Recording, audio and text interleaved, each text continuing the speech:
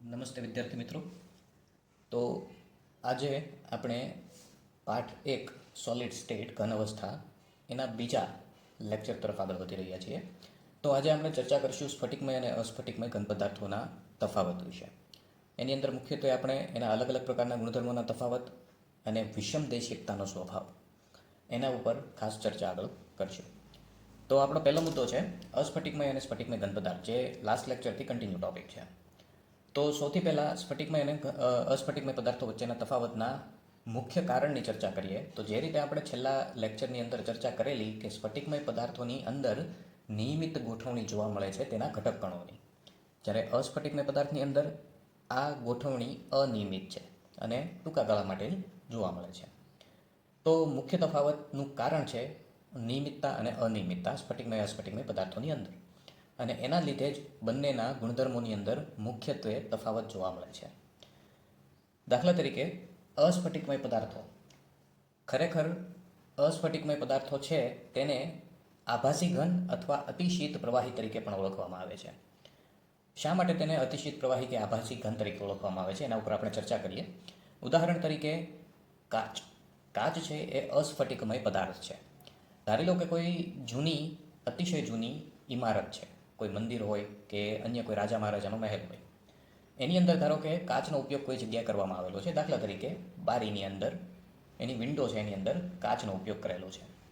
તો અમુક વર્ષો પછી, 100 વર્ષ 200 વર્ષ કે એનાથી પણ વધારે સમયગાળા બાદ જ્યારે તમે આ કાચનું નિરીક્ષણ કરશો તો તમને જોવા મળશે કે એ કાચની સપાટી એના ઉપરના ભાગ તરફ થોડીક પાતળી છે. કાચની જાડાઈ ઉપરના ભાગ તરફ થોડીક પાતળી છે, જ્યારે નીચેના ભાગ તરફ થોડીક જાડાઈ વધારે જોવા મળે છે, જે અહીંયા આકૃતિમાં દર્શાવેલું છે. ધારી લો કે આ કાચ કોઈ એક જૂની ઇમારતની બારીનો છે, તો તમે જોઈ શકો છો કે ઉપરથી તેની જાડાઈ પાતળી હશે અને નીચેથી તેની જાડાઈ વધારે હશે.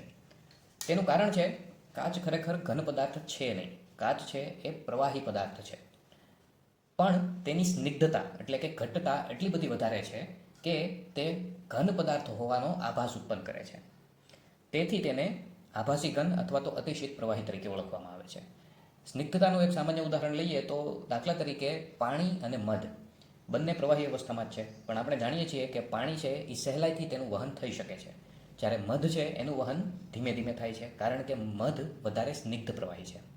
એ જ રીતે અસ્ફટિકમય પદાર્થો પણ અતિશય સ્નિગ્ધ પદાર્થો તરીકે આપણે ગણી શકીએ, અતિશય સ્નિગ્ધ પ્રવાહી તરીકે ગણી શકીએ, જેથી કરીને તેનો વહન અતિશય ધીમું થાય છે, જે સામાન્ય રીતે આપણે જોઈ શકતા નથી. જે રીતે પ્રવાહી અને વાયુઓને વહનશીલતાનો ગુણધર્મ છે ફ્લુઇડિટી, તે જ રીતે આ આભાસી ઘનોને પણ વહનશીલતાનો ગુણધર્મ છે, પણ તેનું વહન અતિશય ધીમું હોવાથી સામાન્ય રીતે આપણે તે જોઈ શકતા નથી. તેના માટે થોડો વધારે પડતો સમયગાળો પસાર થવા દેવો પડે છે. તો આથી સ્ફટિકમય અસ્ફટિકમયનો મુખ્ય તફાવતની વાત. નિયમિત ગોઠવણીના કારણે સ્ફટિકમય પદાર્થોના મોટા ભાગના ગુણધર્મોમાં નિયમિતતા કે ચોકસાઈ જોવા મળે છે, જ્યારે અનિયમિત ગોઠવણીના કારણે અસ્ફટિકમય પદાર્થોમાં અનિયમિતતા જોવા મળશે, જેની આપણે આગળ ચર્ચા કરીશું. હવે વિષમદેશિકતાનો સ્વભાવ. હવે સ્ફટિકમય પદાર્થો સામાન્ય રીતે વિષમદેશિકતા દર્શાવે છે, જ્યારે અસ્ફટિકમય પદાર્થો સમદેશિકતા દર્શાવશે. આ એવા ગુણધર્મો છે જે આપણે કહી શકીએ કે સ્ફટિક માટે અનિયમિતતા દર્શાવે છે અને અસ્ફટિકમય પદાર્થો માટે નિયમિતતા દર્શાવે છે. શા માટે? એવા કયા કારણો છે જેના કારણે સ્ફટિકમય પદાર્થોમાં અનિયમિતતા દેખાય છે, એટલે કે વિષમદેશિકતાનો સ્વભાવ દેખાય છે, જ્યારે અસ્ફટિકમય પદાર્થોમાં નિયમિતતા દેખાય છે, એટલે કે તે સમદેશિક સ્વભાવ દર્શાવે છે. તો અહીંયા દર્શાવેલ આકૃતિ દ્વારા આપણે સમજવાનો પ્રયત્ન કરીએ. તો અહીંયા આપણી આગળ છે એક બાઇનરી સોલિડ, એટલે કે બે અલગ અલગ ઘટકણોથી બનેલો એક ઘન પદાર્થ, જ્યાં એ અને બી બે અલગ અલગ પ્રકારના પદાર્થો આપણી આગળ છે. હવે આ પદાર્થની અંદર તમે જોઈ શકો છો કે એની અંદર નિયમિત ગોઠવણી છે એ અને બી તત્વોની, એ ઘટક કણોની. હવે અમુક પ્રકારના ગુણધર્મો, જેમ કે યાંત્રિક સામર્થ્ય, વિદ્યુત વાહકતા કે રિફ્રેક્ટિવ ઇન્ડેક્સ એટલે કે વક્રીભવનાંકના મૂલ્યો અલગ અલગ દર્શાવે છે. ચાલો આપણે સમજીએ વક્રીભવનાંકના ઉદાહરણ સાથે. વક્રીભવનાંક એટલે કે પ્રકાશની ઝડપ માધ્યમમાંથી અને પ્રકાશની ઝડપ શૂન્યાવકાશમાંથી તેની વચ્ચેનો ગુણોત્તર. એટલે કે પ્રકાશની ઝડપ કોઈ માધ્યમમાં અને પ્રકાશની ઝડપ કોઈ માધ્યમ વગર એટલે કે શૂન્યાવકાશમાં જે મળશે તેની વચ્ચેનો ગુણોત્તર અથવા તો ભાગાકાર છે એ આપણને જે તે પદાર્થનો રિફ્રેક્ટિવ ઇન્ડેક્સ કે વક્રીભવનાંક તરીકે મળે. એટલે કે આપણે પ્રકાશને સૌથી પહેલાં પદાર્થમાંથી પસાર કરવાનો છે, ત્યારબાદ પ્રકાશને શૂન્યાવકાશમાંથી પસાર કરવાનો છે. તો શૂન્યાવકાશમાં દેખીતી રીતે તેની ઝડપ સૌથી વધારે હોવાની અને કોઈ માધ્યમમાંથી જ્યારે પ્રકાશ પસાર થશે ત્યારે તેની ઝડપ શૂન્યાવકાશની સરખામણીમાં ઓછી હોવાની.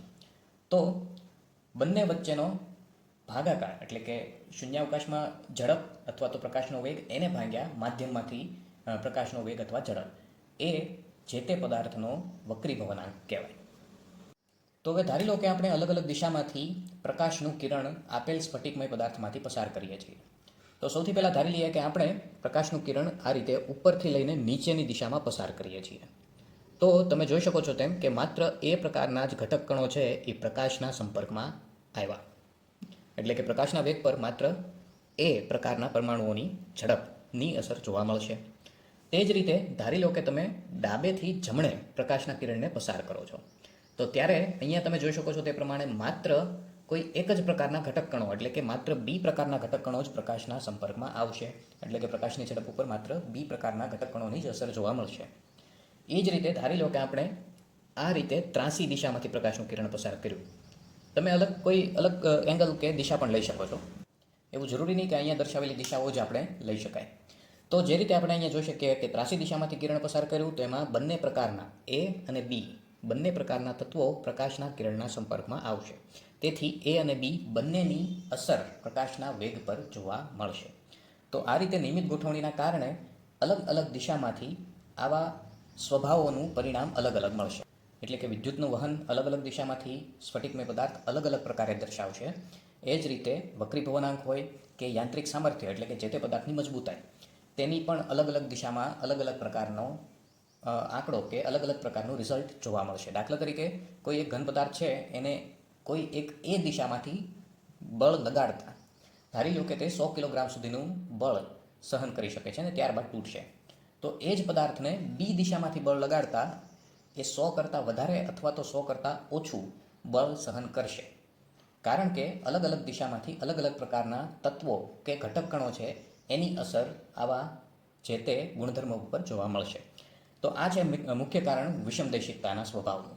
જ્યારે અસ્ફટિકમય પદાર્થ હશે તો એની અંદર અલગ અલગ પ્રકારની વેરવિખેર ગોઠવણીના કારણે અસ્તવ્યસ્ત ગોઠવણીના કારણે કોઈપણ દિશામાંથી તમે પરિણામ જોવાનો પ્રયત્ન કરશો તમને એક સમાન પરિણામ જોવા મળશે. તેથી અસ્ફટિકમય પદાર્થો છે એ સમદેશિક ગુણધર્મ ધરાવે છે, જ્યારે સ્ફટિકમય પદાર્થ છે એ વિષમદેશિક ગુણધર્મ ધરાવે છે. હવે આપણે આગળ વાત કરીએ સ્ફટિક અને અસ્ફટિકમય પદાર્થોના તફાવત માટે. તો અહીંયા આપણે ટેબલ નંબર 1.1 વિશે ચર્ચા કરવા જઈ રહ્યા છીએ. તો અહીંયા આપણે જોઈ શકીએ છીએ અલગ અલગ પ્રકારના ગુણધર્મો સ્ફટિક અને અસ્ફટિકમયના અને તેના કયા પ્રકારના પરિણામો દર્શાય છે. તો સૌથી પહેલાં ગુણધર્મ વિશે વાત કરીએ કે સૌથી પહેલો ગુણધર્મ છે આપણો આકાર. તો સ્ફટિકમાં નિયમિત ગોઠવણીના કારણે એનો આકાર ચોક્કસ અને લાક્ષણિક હશે. એટલે કે ઘટક કણોની ગોઠવણીમાં કોઈ ચોક્કસ ભૌમિતિક આકાર જોવા મળશે, જેની આપણે આ પાઠમાં આગળ ચર્ચા કરવાની છે. અસ્ફટિકમય પદાર્થની અંદર આ ગોઠવણી અચોક્કસ હોવાથી તેની અંદર કોઈ ચોક્કસ ભૌમિતિક આકાર જોવા મળતો નથી. એની પછી બીજો પોઈન્ટ ગલનબિંદુ. તો જે રીતે આપણે અગાઉ પહેલા લેક્ચરમાં ચર્ચા કરી કે સ્ફટિકમય પદાર્થની અંદર વ્યવસ્થિત ગોઠવણી હોય છે, તેથી દરેકે દરેક બંધ કોણ અને બંધ લંબાઈ એક સમાન હશે. તેના કારણે દરેકે દરેક ઘટક પરમાણુ કે ઘટક કણોની શક્તિ પણ એક સમાન હશે. દરેક ઘટક કણોની શક્તિ સમાન હોવાથી કોઈ એક ચોક્કસ તાપમાને એક સરખું પરિણામ દરેકે દરેક બંધો ઉપર જોવા મળશે. એટલે દાખલા તરીકે ઉદાહરણ તરીકે સમજીએ કે તમારી આગળ કોઈ એક પદાર્થ છે જેને તમે 100 ડિગ્રી સેલ્સિયસે ગરમ કરો છો ત્યારે એક સાથે તેના બધા બંધો તૂટે છે. તેથી તે પદાર્થ એક કોઈ ચોક્કસ તાપમાને ઓગળશે. જ્યારે અસ્ફટિકમય પદાર્થોની અંદર જેમ આપણે અગાઉના લેક્ચરમાં સ્ફટિક અને અસ્ફટિકમયની આકૃતિમાં જોયું હતું કે અસ્તવ્યસ્ત ગોઠવણીના કારણે અમુક બંધ કોણ વધારે હશે, અમુક બંધ કોણો નાના હશે, અમુક બંધ લંબાઈ લાંબી હશે, અમુક ટૂંકી હશે. તેથી દરેકે દરેક ઘટક કણોની શક્તિ અલગ અલગ હશે. તો જ્યારે તેને તાપમાન આપવામાં આવે ત્યારે અસ્થાયી બંધો ઝડપથી તૂટશે અને સ્થાયી બંધો છે તે થોડાક પછીથી તૂટશે, જેના કારણે કોઈ ચોક્કસ ગલનબિંદુ જોવા મળશે નહીં અને પદાર્થ છે એ ધીમે ધીમે નરમ પડશે. એટલે કે તાપમાનના ગાળા દરમિયાન પદાર્થ ધીમે ધીમે નરમ પડશે અને કોઈ ચોક્કસ ગલનબિંદુ તમને જોવા મળશે નહીં. ત્યારબાદ છે ચિરાડનો ગુણધર્મ. એટલે કે જ્યારે તમે સ્ફટિકમય કે અસ્ફટિકમય પદાર્થને કોઈ ધારદાર સાધન જેમ કે ચાકુ વડે કાપો ત્યારે તેનાથી જે નવી સપાટી ઉત્પન્ન થશે તે. તો સ્ફટિકમય પદાર્થની અંદર નિયમિત ગોઠવણીના કારણે તેની નવી સપાટી છે એ સાદી, સરળ અને સ્મૂથ કે લીસી જોવા મળશે. જેમ કે તમે કોઈ ધાતુના ટુકડાને જ્યારે કટ કરશો ત્યારે તમે જોઈ શકશો કે એની સપાટી, નવી સપાટી ચળકતી અને એકદમ લીસી હશે. જ્યારે અસ્ફટિકમય પદાર્થો છે તેમાં અનિયમિત ગોઠવણીના કારણે તેની અંદર તમને ખરબચડી સપાટી, નવી ઉત્પન્ન થયેલી સપાટી છે તે ખરબચડી સપાટી જોવા મળશે. એટલે કે તેની સપાટીની અંદર અનિયમિતતા જોવા મળશે. ગલન ઉષ્મા એટલે કે એક રીતે આપણે કહી શકીએ કે પદાર્થના ગલન માટેની એન્થાલ્પી. તો ગલન બિંદુ અને ગલન ઉષ્મા બે એકબીજા સાથે જોડાયેલા પોઈન્ટ છે. તો જેમ ગલન બિંદુ છે એ સ્ફટિક માટે ચોક્કસ મળે છે, તે જ રીતે ગલન ઉષ્મા પણ સ્ફટિક માટે ચોક્કસ હશે અને અસ્ફટિકમય પદાર્થ માટે તે અચોક્કસ કે અનિયમિત હશે.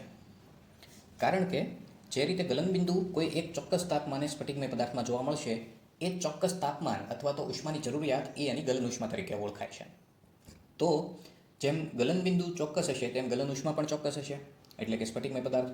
અને જેમ ગલન બિંદુ અચોક્કસ હોય તે રીતે ગલન ઉષ્મા પણ અચોક્કસ હશે, એટલે કે અસ્ફટિકમય પદાર્થ. એની પછીનો પોઈન્ટ છે વિષમદેશિકતા, જેની ચર્ચા આપણે આગળના મુદ્દામાં કરી. તો આપણને જાણીએ છીએ તેમ કે સ્ફટિકમય પદાર્થો છે તે વિષમદેશિકતા દર્શાવશે, જ્યારે અસ્ફટિકમય પદાર્થો છે તે સમદેશિકતા દર્શાવશે. એટલે કે એકમાત્ર એવો ગુણધર્મ અહીંયા આપણી આગળ છે જે અસ્ફટિકમય માટે નિયમિતતા દર્શાવશે અને સ્ફટિકમય પદાર્થ માટે અનિયમિતતા દર્શાવશે. એટલે કે અલગ અલગ દિશામાંથી સ્ફટિક પદાર્થ અમુક ચોક્કસ ગુણધર્મો જેમ કે યાંત્રિક સામર્થ્ય, વક્રીભવનાંક કે વિદ્યુત અને ઉષ્માનું વહન, તેના માટે અલગ અલગ પ્રકારના પરિણામો દર્શાવશે. જ્યારે અસ્ફટિકમય પદાર્થ છે એ કોઈ પણ દિશામાંથી એક સમાન પરિણામ આપશે. તો સ્ફટિકમય પદાર્થ માટે આ ગુણધર્મો અનિયમિત હશે અને અસ્ફટિકમય પદાર્થ માટે નિયમિત હશે. પછીનો પોઈન્ટ સ્વભાવ. જે રીતે આપણે આગળ ચર્ચા કરી કે સ્ફટિકમય પદાર્થો છે એ ખરેખર સાચા ઘન પદાર્થો છે, જ્યારે અસ્ફટિકમય પદાર્થો છે એ આભાસી ઘન અથવા તો અતિશીત પ્રવાહી તરીકે વર્તે છે. એટલે કે ખરેખર તેઓ ઘન પદાર્થ છે નહીં, પણ તેનું વર્તન કે ઓબ્ઝર્વેશન જો તમે કરશો, અવલોકન જો તમે કરશો, તો તે તમને ઘન પદાર્થ જેવા જ જોવા મળશે. કારણ કે તેનો વહન કે ફ્લુઇડિટી નેચર અતિશય ઓછો છે, જે સામાન્ય રીતે તમે જોઈ શકતા કે અવલોકી શકતા નથી. પછી છેલ્લો મુદ્દો, ઘટક કણોની ગોઠવણીનો ક્રમ. આપણે જાણીએ છીએ એ પ્રમાણે સ્ફટિકમાં લાંબા અંતર સુધી આ ગોઠવણ નિયમિત હશે, જ્યારે અસ્ફટિકમય પદાર્થની અંદર આ ગોઠવણ છે એ અનિયમિત હશે. જેના કારણે જ બાકીના બધા ગુણધર્મોમાં નિયમિતતા અને અનિયમિતતા સ્ફટિક અને અસ્ફટિકમય પદાર્થોમાં આપણે જોઈએ. હવે અહીંયા સુધીના મુદ્દામાં જો કોઈ કન્ફ્યુઝન હોય તો એના વિશે તમે મને પ્રશ્નો પૂછી શકો છો. અને હવે આપણે આવતા લેક્ચરમાં ફરીથી આગળના મુદ્દા ઉપર ચર્ચા કરીશું. આભાર.